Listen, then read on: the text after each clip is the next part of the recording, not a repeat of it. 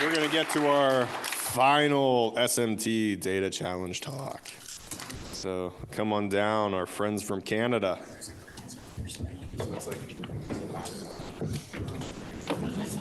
So you can all not see how many emails are in my inbox.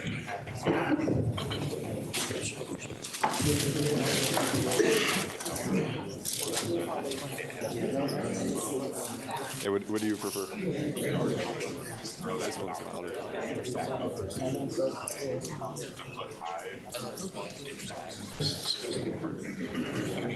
Okay, here comes the next group. Cool. Good afternoon, everyone, and welcome to our presentation titled, This Isn't a Stretch, Quantifying Ball Acquisition Proficiency to Evaluate Fielders on Assisted Putouts. My name is David. I'm joined by Jaden, Aaron, and Daniel. This is our submission for the grad division of the SMT Data Challenge, but as Meredith mentioned, I'm the only grad student here. They're actually juniors and a senior, so I'm super proud of them for the work that's gone into this project, and we hope you enjoy it. In this presentation, we will give a description of our introduction to the problem that we're trying to solve and the background of it. Then we're going to describe some methods and algorithms that we use in this problem, and then provide a summary of our discussions and findings, and then look forward to future steps and extensions. The inspiration from this project comes from exceptional plays made by fielders that invoke these awe-filled remarks, such as, "What a stretch" by the first baseman, or "Great pick at first."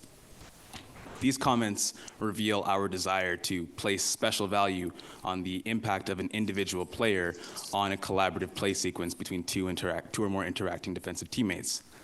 But apart from these comments, there's been very little work concretely done to quantify credit assignment between players. And so what we did is we defined 3 types of possible defensive actions that a player can have: acquiring a batted ball, throwing an acquired ball, and acquiring a thrown ball. We make a distinction between acquiring a batted ball and acquiring a thrown ball because acquiring a batted ball occurs at most once in a defensive play sequence, while acquiring a thrown ball can occur theoretically ad infinitum. And if there's any Josh Harrison fans of that rundown, you see what I'm talking about. So traditional defensive metrics focus overwhelmingly on a player's ability to acquire a batted ball. That's where you get outs above average, fielding and run value, so on. There's a couple metrics that look at throwing an acquired ball, such as arm strength and the assist statistic in double plays. But there aren't as many metrics, aside from catchers, on the ability for a player to acquire a thrown ball. Why is this important? Well, when we went through the data, we found that over 80% of a first baseman's defensive touches come from catching a thrown ball. And middle infielders also have the majority of their defensive touches coming from acquiring a thrown ball. So the question begs to be asked, why are we assessing the overall defensive proficiency of a fielder using an outcome that does not occur the majority of the time?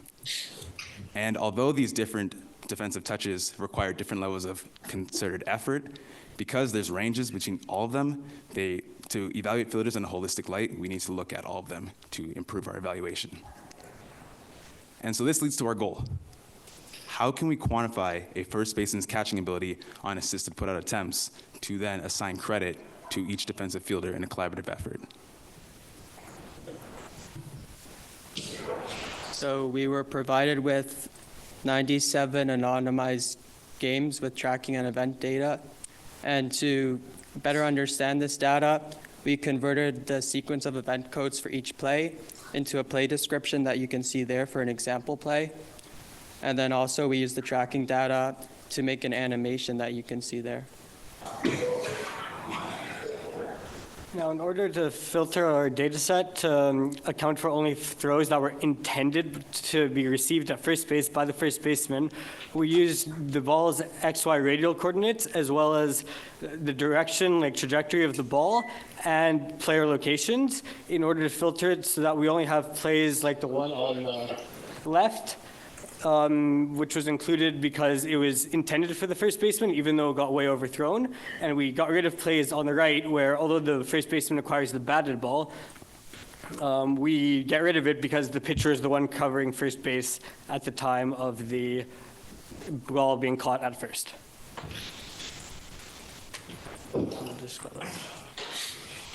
So we then set out to try to interpret how hard the ball was to catch. So we do this by growing a shape that we chose to be an ellipsoid.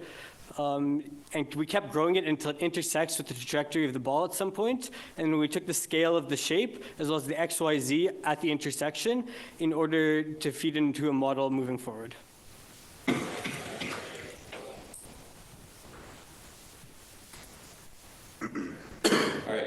So in order to assess a first baseman's catching ability, we need some notion of catch difficulty. So at the highest level, what we want to do is estimate how challenging it is for a first baseman to catch an incoming throw based on some characteristics of that throw. And the characteristics we chose to use are the ellipsoid scale factor, along with the ellipsoid intercept x, y, and z that Jaden just discussed, as well as one other variable indicating whether or not the ball bounced prior to reaching first base. And we use this data to train an XG boost model, which then predicts what we call the expected catch rate, or XCR for short. The expected catch rate is a value which ranges from 0 to 1 and intuitively represents the probability that an incoming throw will be caught by the first baseman. So here we can see a KDE plot of expected catch rate for around 20,000 simulated throws with no bounce and a fixed X coordinate. So darker areas on this plot represent higher expected catch rate, while lighter areas represent lower expected catch rate. And there's a few interesting trends to take note of here. First, throws further away from first base have a lower expected catch rate, and this is kind of what we'd expect to see.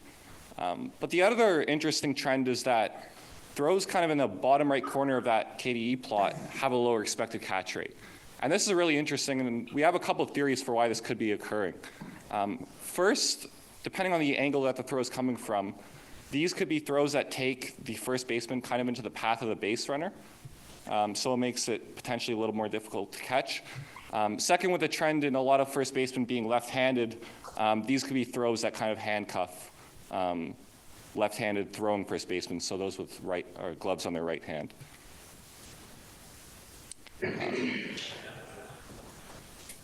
So next we'll take a look at how we can apply expected catch rate to a real game.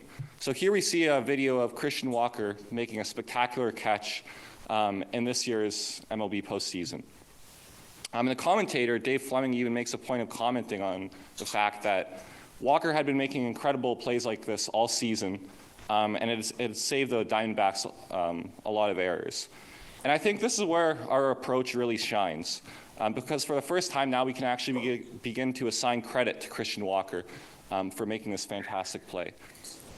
So although we don't have tracking data for this game, but what we can do is we can kind of estimate what some of the input values to our XG model, our XG boost model might look like, just to get an estimate of the expected catch rate. And when we do that, our estimate is 0.57 for expected catch rate, indicating that this is a very difficult catch to make. So the final step in our framework is calculating a metric we call catches above average. To do this, we first take the outcome of the play and represent it either as a 1 or a 0, 1 indicating that the ball was caught and a 0 otherwise. And next we subtract the expected catch rate from this outcome to get a difference, which effectively represents the credit that the player gets on that play. And similar to other frameworks like outs above average, we can then go and add all of the credit that a player has received across all of their plays to determine a final metric, which in our case is catches above average. So now you can see a comparison of a highly ranked player versus the lowest ranked player. They each face 22 catch opportunities. For the highly ranked player, you can see that they caught all their routine throws, as well as made one very difficult catch stretching into foul territory. For the lowest ranked player, they only made routine catches, and then they also missed 2 routine throws and 1 somewhat difficult catch. So now we compare CAA to other current fielding metric frameworks. Here, fielding percentage is determined by taking an uncaught throw with an expected catch rate greater than 70% as an error, which gives you the distribution there. And you can see that for a player with the same fielding percentage, for players with the same fielding percentage, their CAAs will distinguish between them further.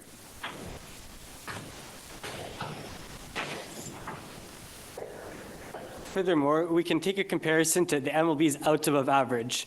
These distributions look strikingly similar, such as how there's a slight right skew to mean close to zero. This likely arises due to survival bias because better players will have more opportunities to make good plays, resulting in a right skew. So some future steps of our project could include incorporating player mechanics which weren't in the data, such as handedness, wingspan, agility, like Troy in the picture there. Also, to make this adaptable for other positions, we could account for player movement, like when Tatis is running up to second base to turn a double play, it could affect his expected catch rate. And then lastly, we could quantify the trust that a throwing infielder has with the first baseman or another position to see like what's impacting his throwing decision. So if the first baseman has a really high catching ability, is that causing Rendon to make a risky throw in that scenario? Overall, we believe the framework of CAA can be implemented into baseball to further the evaluation of defensive prowess for infielders. Thanks for listening.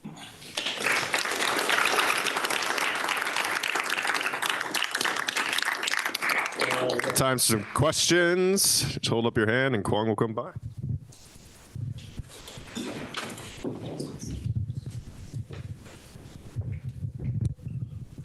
We have one question in here too. Okay, we're going to hear first.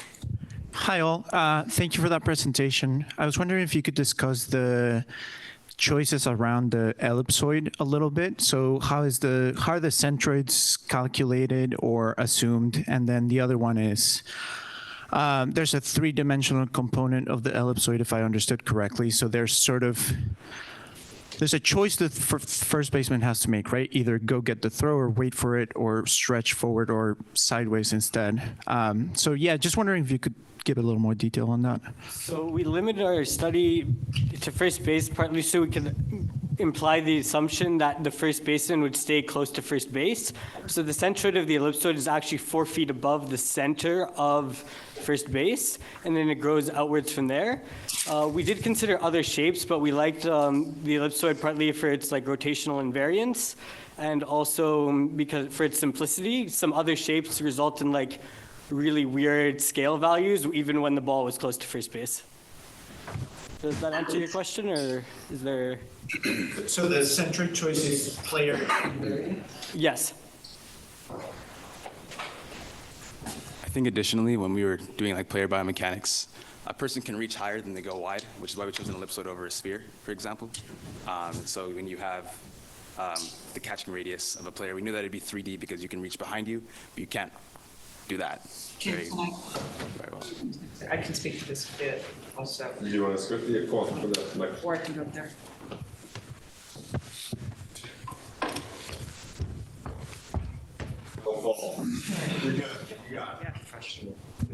Just, okay, and just to be clear, because I'm not expecting, the students to have brought this up, the data that they're provided has X, Y coordinates for the fielders, but there are no Z coordinates. The Z coordinates only apply, X, Y, Z is only for the ball. So, and everything's really anonymized. So they don't have any information on the height of the player or anything beyond essentially that ID number. Hence, you'd have to make it player independent because, or player agnostic, because there's no way they'd even be able to make an assumption about the wingspan or whatever. So it's just a more CMU theme. We want more data. Anonymized data, it's all I can do, guys. We'll turn it over to question in Steinberg before the break. Sam? Okay, thanks. I'm not sure if this is possible because of the data, but I wonder if you could consider in the future the effect of the pitch type. I imagine like a strategy if a pitcher is pitching for contact, that might also influence the following plays.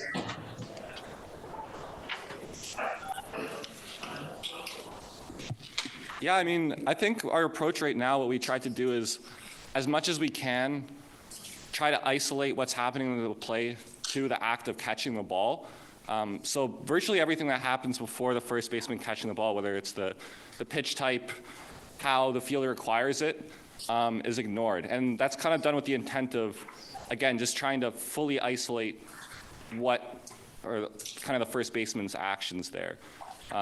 So yeah, I mean, whether kind of considering other factors prior to the throw being made, I mean, maybe that's something we could look at in the future, but I think it's kind of important to also maintain that isolation factor just to make sure we're accurately quantifying the first baseman's actions. All right, that's it. A big round of applause for all of the data challenge finalists for all their presentations.